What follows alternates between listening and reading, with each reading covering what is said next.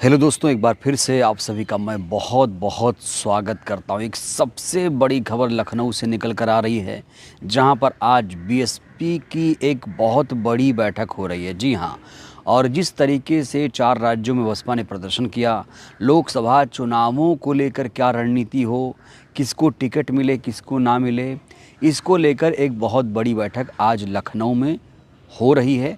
इस पर हम बात करेंगे। साथ ही साथ एक बहुत बड़ी खबर निकल कर ये आई है कि अमरोहा के सांसद के खिलाफ कार्रवाई हो गई है।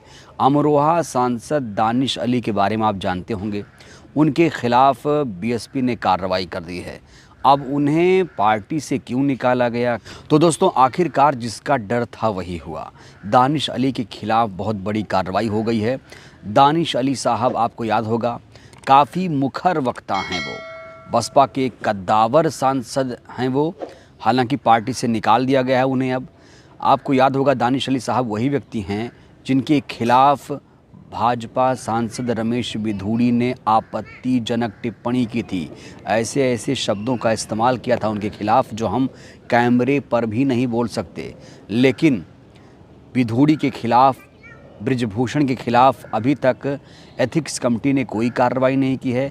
जबकि आपने देखा होगा, जो महुआ मोइत्रा हैं उनके खिलाफ कार्रवाई हो गई। महुआ मोइत्रा का कसूर सिर्फ इतना था कि उन्होंने अडानी के खिलाफ बोला था। खैर, जिस तरीके से कार्रवाई हुई है दानिश अली के खिलाफ, उसको लेकर कई लोग अपने अपने सवाल कर रहे हैं। लेकिन दानिश अली के खिलाफ जब आपत्तिजनक टिप्पणी रमेश बिधूड़ी ने की थी संसद में, उसके बाद ही लग गया था कि दानिश अली साहब को पार्टी से निकाल दिया जाएगा।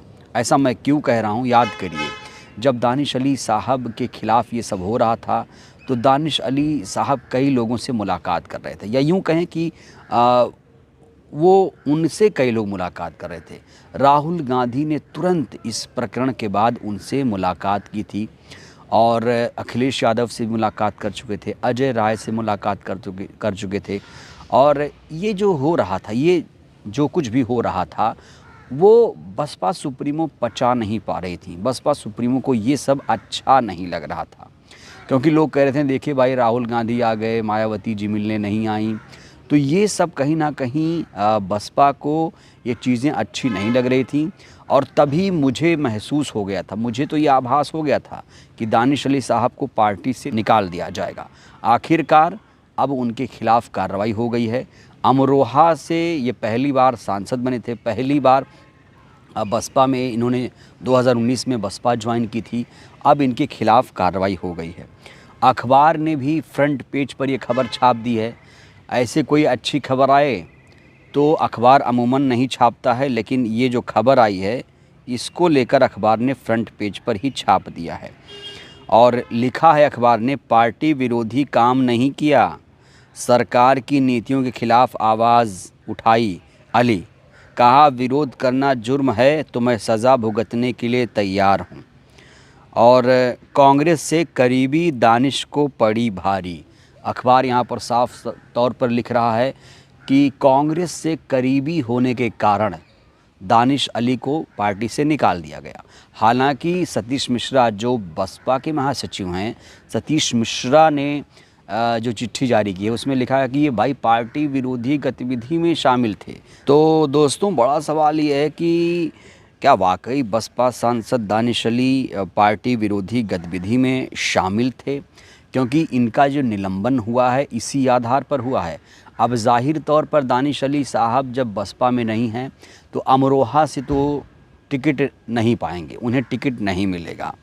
दोस्तों, बड़ी खबर सूत्रों के हवाले से तो ये भी है कि जो भी बसपा के सांसद हैं फ़िलहाल, उनसे बसपा सुप्रीमो खुश नहीं हैं।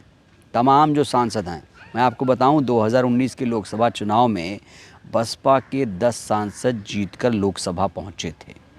कहा जा रहा है सिर्फ दानिश अली नहीं, तमाम जो सांसद हैं उनसे बसपा सुप्रीमो जो हैं खुश नहीं हैं, और उनका टिकट कटना तय है 2024 में।